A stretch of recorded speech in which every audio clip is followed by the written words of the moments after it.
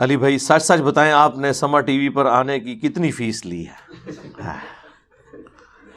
میرے بھائی ہم نے کیوں فیس لینی ہے؟ میرے بھائی ہماری یہ ریکوائرمنٹ ہی نہیں ہے کہ فیس لے کے اس طرح کا کام کیا جائے۔ دیکھیں سورہ ہود کے اندر تو اسپیسیفکلی، باقی صورتوں کے اندر بھی اللہ تبارک و تعالیٰ نے انبیاء کرام علیہ السلام کے بارے میں یعنی اس چیز کو بار بار ہائی لائٹ کیا۔ جتنے پیغمبروں کا ذکر آیا ہے نا، اس کے ساتھ اللہ تعالیٰ نے اس بات کو ریپیٹ کیا ہے۔ حالانکہ ایک دفعہ بھی اللہ تعالیٰ کا بات کر لینا کافی تھا، لیکن ہر پیغمبر کے ساتھ یہ آیت ریپیٹ ہوئی ہے۔ پہلے 51 نمبر پہ آئی ہے سورہ ہود میں حضرت ہود علیہ السلام کے لیے، پھر بعد میں باقی پیغمبروں کے لیے بھی۔ یا قوم لا اسألکم علیہ اجرا، اے میری قوم میں اس تبلیغ کے عوض تم سے کوئی معاوضہ طلب نہیں کرتا۔ ان اجری الا علی الذی فطرنی، میرا اجر تو نہیں ہے مگر اس ہستی کے ذمہ جس نے مجھے پیدا کیا ہے۔ افلا تعقلون، کیا تم عقل نہیں رکھتے؟ یعنی عقل سے کام لو کہ اگر میں دنیاوی کوئی منفعت نہیں چاہ رہا اس دعوت و تبلیغ کے عوض، اللہ کا تعارف کروانے کے عوض، تو سمجھ لو کہ میں خالصتاً تمہاری آخرت کی فکر میں ہوں۔ تمہارے جتنے سردار ہیں، قوم کے بڑے ہیں، وہ تو تم سے منفعت چاہتے ہیں، جبکہ پیغمبر یہ کہتے ہیں ہم کوئی منفعت نہیں چاہتے، یہ منفعت اللہ تعالی ہمیں قیامت کے دن عطا فرمائے گا۔ تو یہ انبیاء کرام کی سنت ہے کہ آپ دعوت و تبلیغ کا کام معاوضے کے بغیر کریں۔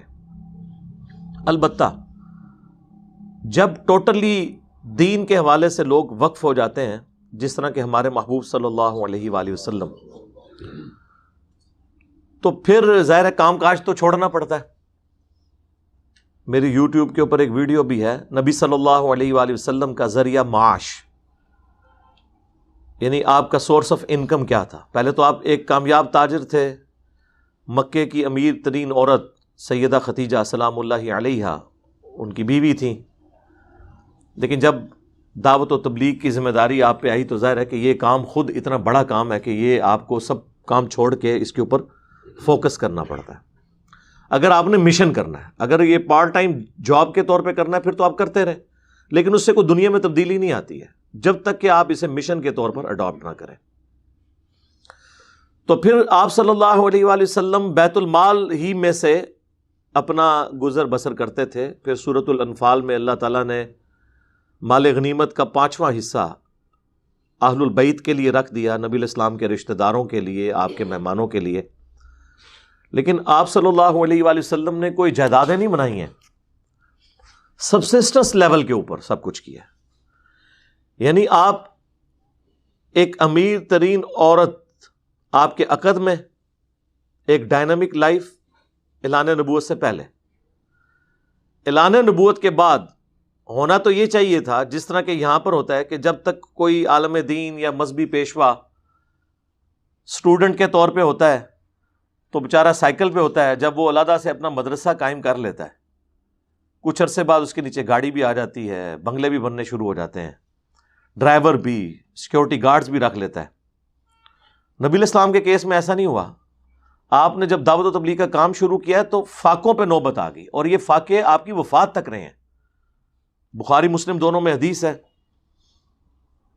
اللہ کے محبوب صلی اللہ علیہ وآلہ وسلم یہ دعا کیا کرتے تھے، اے اللہ محمد اور آل محمد کو بس اتنا ہی رزق دینا کہ ان کی سانس چلتی رہے، روح اور جسم کا رشتہ برقرار رہے، سبسسٹنس لیول کے اوپر۔ اور بخاری اور مسلم میں آتا ہے کہ اما عائشہ کہتی ہیں کہ نبی علیہ السلام کی وفات تک ہماری یہ حالت تھی کہ بعض اوقات 1 مہینہ، بعض اوقات 2، بعض اوقات 3 مہینے تک ہمارے گھر میں چولہے چیز پکانے کے لیے ہوتی نہیں تھی، اور 2 کالی چیزوں پہ، کھجور اور پانی کے اوپر گزارا ہوتا تھا۔ کھجور بھی کوئی پیٹیاں نہیں کھجور کی، 2 کھجوریں صبح 2 شام کو، 1 میٹھا پانی کا پیالہ صبح 1 شام کو۔ ریگستان والے علاقے کے اندر پانی کو لے کے آنا بھی ایک ایشو ہوتا تھا۔ ہم تو جس وقت بھی اٹھیں تو جا کے پانی پی لیتے ہیں فریج سے نکال کے، یا بوتلوں میں سٹور کیا ہوتا ہے. اس زمانے میں تو ایسا نہیں ہوتا تھا, مٹکے دور دور سے بھر کے لائے جاتے تھے. ایک پانی کا پیالہ بھی صبح کے وقت مل جائے, ایک شام کے وقت, تو یہ غنیمت ہوتا تھا. تو اللہ کے محبوب صلی اللہ علیہ وآلہ وسلم اعلان نبوت کے بعد آپ کا جو لیونگ سٹینڈرڈ ہے وہ بالکل سبسسٹنس لیول پہ آ گیا تھا. ہم کبھی یہ نہیں کہتے ہیں کہ دین کے لیے جو لوگ وقف ہیں ان کا ذریعہ معاش جو ہے وہ دین سے نہ ہو. ہم کہتے ہیں ہو, لیکن سبسسٹنس لیول پہ گزارے کے لائق, جائیدادیں نہیں بنا سکتے. صحیح بخاری میں آتا ہے کہ حضرت ابوبکر الصدیق رضی اللہ تعالیٰ عنہ جب خلیفہ بنائے گئے تو انہوں نے صحابہ کرام سے کہا کہ دیکھو تمہیں پتہ ہے کہ میرا کاروبار بڑا اچھا چل رہا تھا, میرے بیوی بچوں کا رزق اللہ نے اس میں رکھا ہوا تھا, اب تم نے امور خلافت میرے ذمہ کر دی ہیں, تو ظاہر ہے کہ میں اب ان کو کیسے کھلاؤں گا. تو پھر صحابہ کرام نے مشورہ کر کے ایک عام مہاجر کا جو وظیفہ تھا نا وہ ان کے لیے مقرر کر دیا. اور بخاری کے الفاظ ہیں کہ ابو بکر مسلمانوں کے امور خلافت کو چلائیں گے اور اس کے عوض مسلمان ان کے بیوی بچوں کا خرچہ اٹھائیں گے. اب یہاں پہ ایک معصومانہ سوال ہے کہ حضرت ابو بکر صدیق رضی اللہ تعالیٰ عنہ جو اس امت میں ٹاپ کی پرسنالٹی ہیں, انہیں بھی اپنے ذریعہ معاش کے لیے اپنا وظیفہ مقرر کرنا پڑ رہا ہے.